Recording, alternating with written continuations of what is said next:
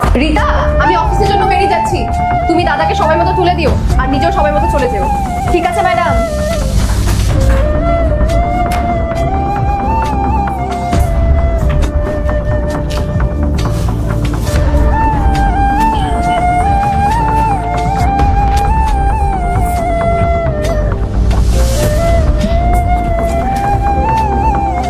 স্যারকে ঘুমন্ত অবস্থা দেখতে কত সুন্দর লাগছে।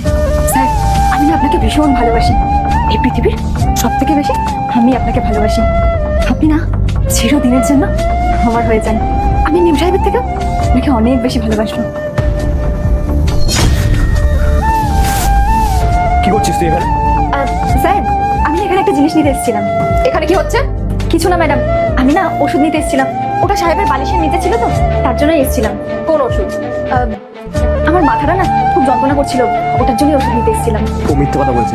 ও কোনো ওষুধ নিতে আসেনি। জানো মেঘা, আমি যখন ঘুমাচ্ছিলাম না তখন আমি শুনেছি ও বিড়বিড় করে কি যেন একটা বলছিল। আর হ্যাঁ, ও আমাকে টাচ করারও চেষ্টা করছিল। আমি জানি না ওর মনের মধ্যে কি চলছে। জিজ্ঞেস করো। আল্লাহর নামটি দেখে যে এড়িয়ে যাবে তার মনের ইচ্ছা কখনোই পূরণ হবে না। তাই আল্লাহর এই নামটির জন্য একটি লাইক এবং সাবস্ক্রাইব করে যাও। আমার না বিড়বিড় করার একটা বাজে অভ্যাস আছে, আর জানি না কিছুক্ষণ আগে হঠাৎ কি হয়ে গেছিল। আরে তার জন্যই তো আমি ওষুধ নিতে এসেছিলাম, আর তার সাথে সাথে আমার মাথা যন্ত্রণাও শুরু হয়ে গেছিল। ও কোনো ওষুধ নিতে আসেনি এখানে। আর মেঘা, তুমি জানো, তুমি যখন অফিসের কাজে বাইরে চলে যাও না, আর যখন আমি নাইট ডিউটি করে এসে ঘুমাই, তখন আমি দেখেছি ওই আলমারির পাশে এসে ঘুরঘুর ঘুরঘুর করে। আর শুধু আলমারির পাশে না, ও আমার পাশে এসেও ঘুরঘুর ঘুরঘুর করে। জানি না কি মতলব আছে ওর মাথায়। কি? তুমি এটা কি বলছো দীপ? দেখ রিতা, তোর কাছে এখনো সময় আছে, তুই সব সত্যিটা বলে দে। আমরা কিন্তু দুজনেই খুব ভালো করে জানি যে তুই এখানে কোনো ওষুধ নিতে আসিস। আমি কিন্তু এবার পুলিশ থেকে তোকে ধরিয়ে দেবো। এখনো সময় আছে, সব সত্যিটা বল যে তোর মাথায় কি চলছে।